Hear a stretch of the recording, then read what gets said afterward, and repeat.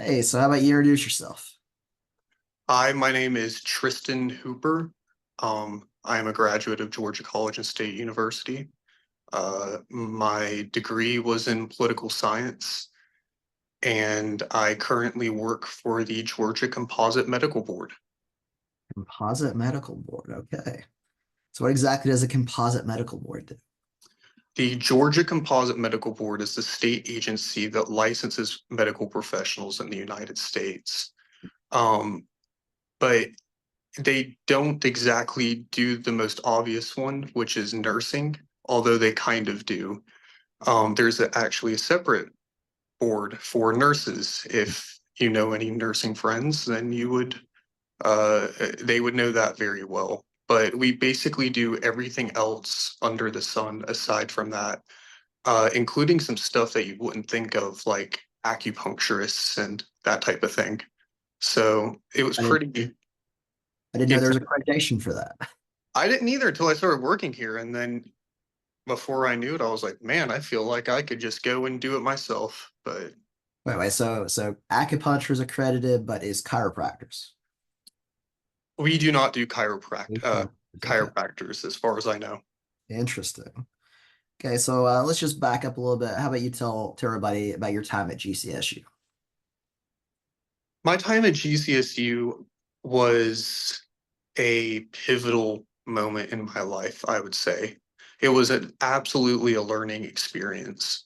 Um, Being able to interact with so many people my own age that were interested in the same stuff as I was, people that wanted to work in law or government or whatever other field in the class I was taking in at the time.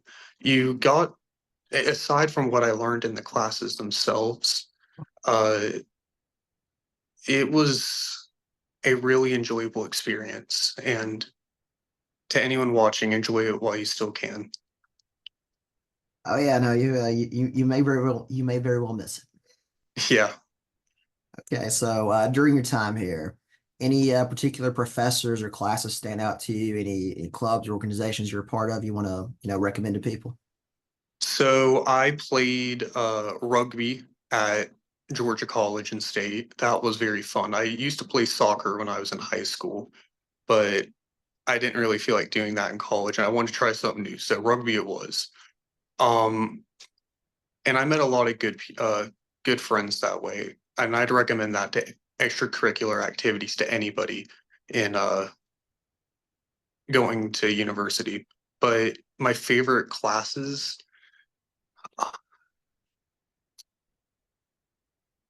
I'm kind of a nerd. I really enjoyed the political theory and history and government type of classes, um,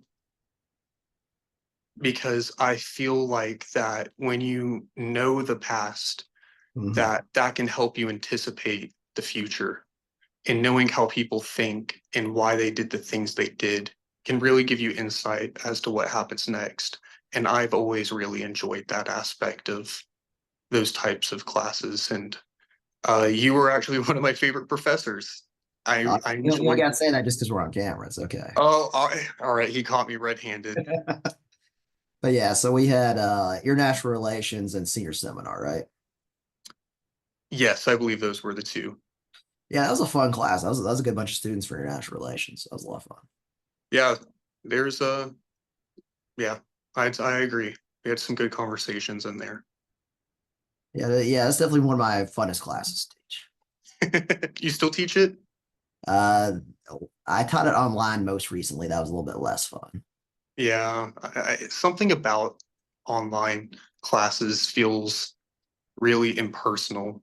And I guess that's kind of the appeal to some people, but to me, it's not really worth it because sometimes the classes are harder too. For context, when I before I went to GCSU, I decided to be financially responsible and went to a community college prior. That is And really the best move. at the time, COVID had just hit, and I had to take Spanish. And they made us take online Spanish classes, and you had to Zoom call with people in Spanish from all these different countries around the world and have conversations with them. And by golly, that was very tough. God bless you. I had to reorient my entire major to get around college Spanish. That's why I'm not a historian. Same here. Okay, so you enjoyed my classes, you enjoyed Dr. Clark's. Anything else stand out to you? Um, It's okay if not, I know I'm putting you on the spot. I, you know, there's some classes that you wouldn't immediately think that would be fun, but in terms of the skills that you learn, there's some that I really am glad that I took. And one of them was required. Who currently teaches systematic analysis? When I when when I had it, it was an older Asian man, but his name's slipping my mind. Dr. Kim, I believe, teaches it, and so does Max Halderman. Halderman. It's him and Max that teach. Yes, Dr. Kim's class was very difficult, but the statistics aspect for me has been tremendously helpful in my line of work, as well as in stuff that I do in my off time. Um, I guess I would like to pivot in that sense, in that a lot of the work that I do currently for the Georgia Composite Medical Board does not relate to my major. Mhm. Um, and I think that that's a big misconception that people have nowadays is that the work that they'll end up doing will immediately relate to their major. And I don't think that people should think of it that way. And because people, Everybody's the exception. yeah, I of course there's exceptions to it. And if you know somebody in the field, it's already easier to get into it. But for me, it's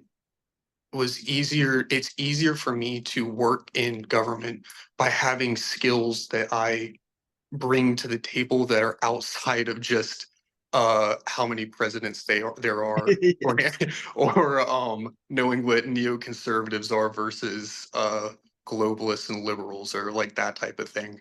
I loved your Um research paper on the characteristics of all the presidents, but yeah, you're probably not going to be quizzed on that in too many jobs. no, that's actually, it's funny that you say that because for my internship that I had working under the governor, they asked me who my favorite president was on the right and left and why. Interesting. That's a fun. Yeah. So that it was like the one time that I was like, I know this, I know this. I Right. studied this. Okay, so some people about to graduate might end up watching this. So just let's go through your career. Any advice you would have for people that you know that have either just graduated or about to graduate? Yeah, going back to my previous point, I think that it's really important, especially if you're not well connected, to have skills to apply and what's the word? Um, Goals that you have set for yourself, quantifiable things, projects. That's something that I really considered from the computer science type of graduates and their resumes is that they often have projects and quantifiable things that they did. This is my coding project. This is my uh, cybersecurity project. And in the exact same way, people who are about to graduate will know what type of field that they will probably be going into, assumedly. And I think that having skills that don't directly apply to the field, but that are good to have on hand are immensely helpful. For me, it was statistics. And that's why I brought that up previously. I currently work with a lot of artificial intelligence for the Georgia Composite Medical Board, automating things and knowing statistics and how data sets work because of my time in studying data sets and manipulating data for political science. That gave me the foundational knowledge to then pivot into the field that I'm currently working in. Okay, that's great to hear because that's usually the slodge for people. That's usually the part they don't enjoy. They just want to get to the history or the creative writing part. So that's great. Yeah, I just got to use that. Yeah, it's been a really eye-opening experience. And that goes back to what I was saying before, in that when you know the history of something, you can predict the future. And that's exactly what AI is giving it the past so that it can tell you what's going to happen later. So let's just talk a little bit more about working for the state. Is this something you recommend to upcoming graduates that they should, consider? Well, I think that it varies per person, of course. I think that it's a respectable career, and that if you go into working for the government, that it is not going to be a immense paycheck upon graduating like some other majors or some other fields might be, I should say. However, given the current state of the job market, it is very difficult for graduates to get hired right now. And you know who is always hiring? The government. The Yeah. government's always hiring. And this is a fantastic opportunity to get some actual work experience, quantifiable work experience. And then 1 or 2 years, you even get benefits a lot of the time if you're a full-time employee. And then you can just move on, and then you can go into work into the field that you want, because you have now the actual work experience in the field that you're wanting to do. So if you're wanting to break into your field, I absolutely recommend it. And that, but some people don't need that, of course, and everybody's circumstances are different. Okay, and real quick, let's just talk about what the environment's like. Because I think people hear you work for the government and they just assume politics. They assume it's hyper political, like people are asking whether you're a Democrat or Republican or something. What's it actually like to work in the bureaucracy? Slow. And everything moves so slow. And I wish that it was faster. When I had worked uh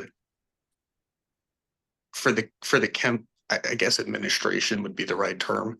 What is When I'd worked as an intern for Kemp, would often talk to some of the uh, chief executive people that were under him, and they would talk about how they're trying to run the state of Georgia like a business.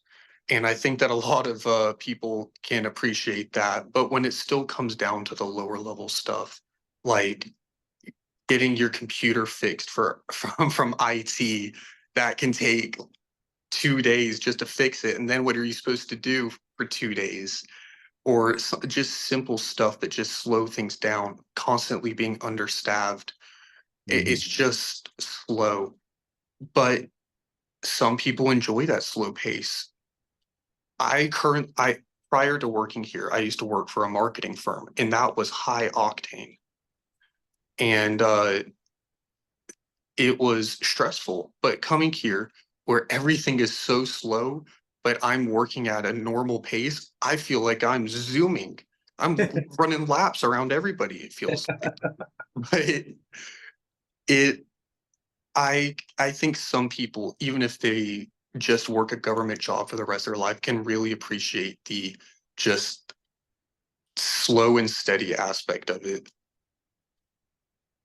Okay, I guess lastly, let's just let's just reemphasize the perks of working for the government. Because when I talk to students, there's nobody sitting in the classroom being like, it's my dream to work for some random government bureau or something like that. So this isn't usually people's first career choice. So, how about you try to make a sell to people? Okay, I'll sell it to you.